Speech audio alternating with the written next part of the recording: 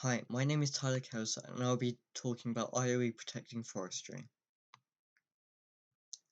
The state of the environment has recently become a huge concern now more than ever, even between the general public, and the idea of becoming green is seen as positive.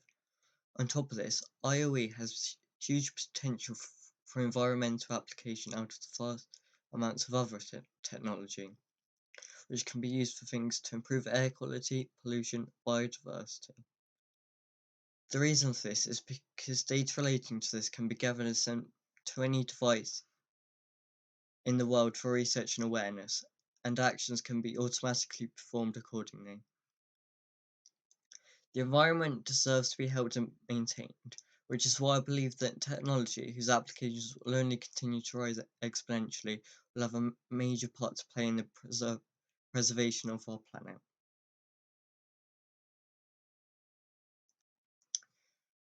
Greener means protecting the forestry. IOE, with its low cost, is the ideal solution to a greener and more sustainable use of forestry. This is an easy out-of-the-box IOE solution that can be implemented on a cost and scaled up for entire landscapes. Knowing how your trees grow is vital to good forestry. The function of the product is essentially to map the tree's roots and tree canopy coverage and determine its health. The purpose of this being is to prevent trees from being cut down in multiple scenarios and to maintain the green areas in towns and cities. With the tree roots mapping sensors, infrastructure like pavements and roads can be planned so that they avoid either current tree roots or the protected span of them as they grow.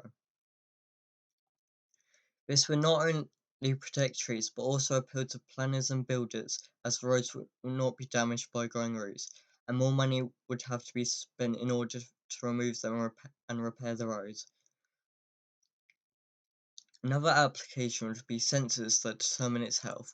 For example, if a tree were to die from pests or other causes, then it can be quickly replaced by a newly planted functioning tree. As well as this, sensors would also be able to determine high vibration signaling that it's being cut down or intentionally damaged, which then can be sent to the necessary people notified. Using the spiral method, the project repeatedly passes through these phases and iterations as seen in the diagram. The spiral model enables gradual releases and refinement of the product through each phase of the spiral, as well as the ability to build prototypes at each phase. The most important feature of this model is its ability to manage unknown risks after the project has commenced. Creating a prototype makes this feasible. The spiral model is useful in high-risk projects, where analysis is important, projects where changes may be required at any time, and projects with unclear or complex requirements. These are the phases. The first phase is for planning. This includes project and client requirements are gathered, and this will identify the data and functional requirements of the system that is being developed.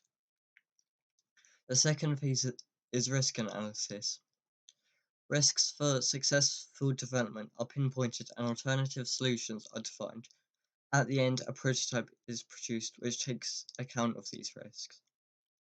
The third phase is engineering. With this, the project is developed and is tested to ensure that it meets some of the business requirements and takes account of the current risk analysis. The fourth phase is evaluation. The customer evaluates the output and comments on the quality. Pros and cons are analysed, and cost estimation becomes easy as the prototype building is done in small fragments. And the cons of this model is that the spiral development works best for large projects, and it also demands risk assessment expertise. For the stakeholders, anyone from home buyers, people already living in the nearby area, wildlife, and builders would benefit from this development. On top of money being saved, a large amount of trees kept and maintained around the property increases its value, which although seems like a disadvantage, a slight increase in property value makes things like loans or mortgages less risky. Anyone living in the nearby area could benefit because naturally, a significant amount of wildlife makes an area look more attractive and urban. And if the area is attractive, then more people would want to live there. Money will be saved uprooting trees in order to make space for roads and paths, as well as this unnecessary uprooting and destruction of trees will increase the general happiness of people living or visiting the area, which benefits builders and the people who are in charge of the area. Finally, companies would benefit from this because it will improve tourism and therefore businesses surrounding the area will thrive. So it will be worth investing in this project. Also, with the use of statistics gathered from this device, research can be done in order to help other places.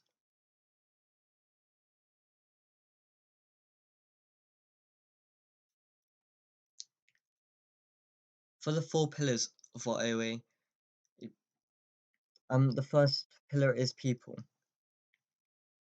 People are the endpoint of any process and device, as they are the ones who process and use the data. All people who are able to connect together through the internet via social media and online sites. Without people, the Internet of Everything wouldn't be useful, as its role is to serve us and make life easier. People will be used to access the information provided by this technology in order to actually create an effective physical outcome which will fulfill its intended purpose. All information will be displayed on an interface using maps and graphs to show the different things that are constantly being measured in different areas. Information being easy to access provides human efficiency and therefore fulfills the purpose, which is preserving forests easier. People are required in the process due to the fact that technology alone won't fix people's mistakes and break habits, so no real change is accomplished. The next pillar is processing. The actions that data that has been collecting from IoE undergo, which are then later stored.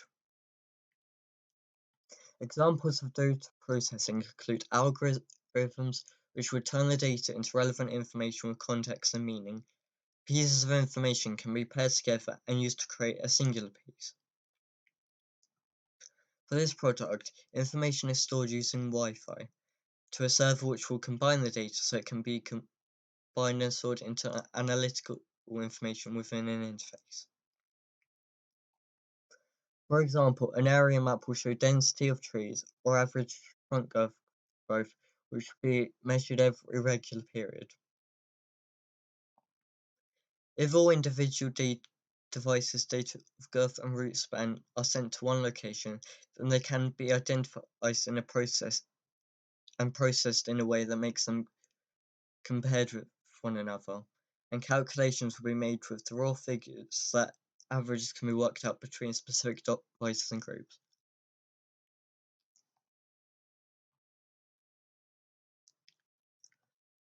The next pillar is data. The internet in the first place was developed in order to transport data to the intended end user. Data is created, stored, and transmitted from one place to another, no matter what type it is. Data is able to be securely transferred from one place to another or made public for anyone to access, which is then transferred to multiple points at once. Multiple pieces of data are able to be transferred at once to a single location, meaning that too much is also able to be transferred at once, which would cause traffic in a network.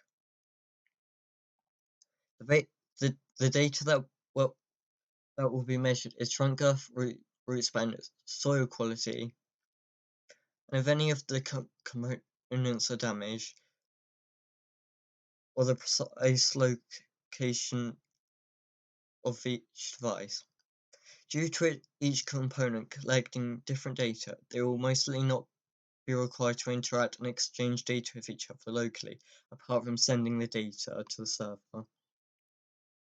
And finally, the last pillar is things.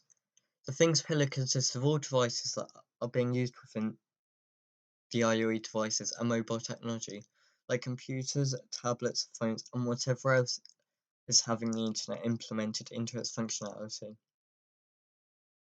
In this case, the thing is the end device that is receiving the information and being operated by the person, and the IoE device on the tray made up of the necessary components that gathers the information.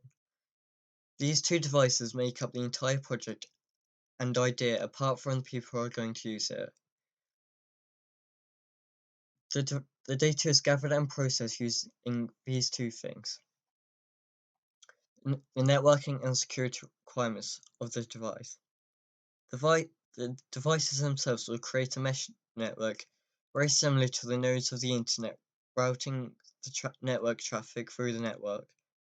As choice grow, there'll be an option to use low power or Bluetooth or Wi-Fi, but the obvious choice is self-sustaining solar that can supply the required power for the life of the tray. The benefits of creation.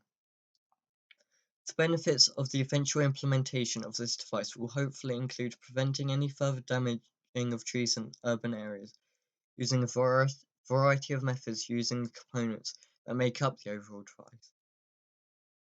Multiple methods are being put into place so it is certain that the device fulfills its intended purpose fully, no matter the scenario.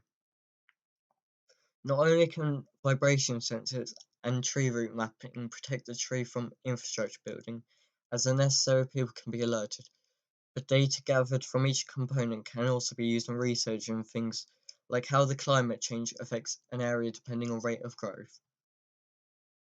Thank you for listening.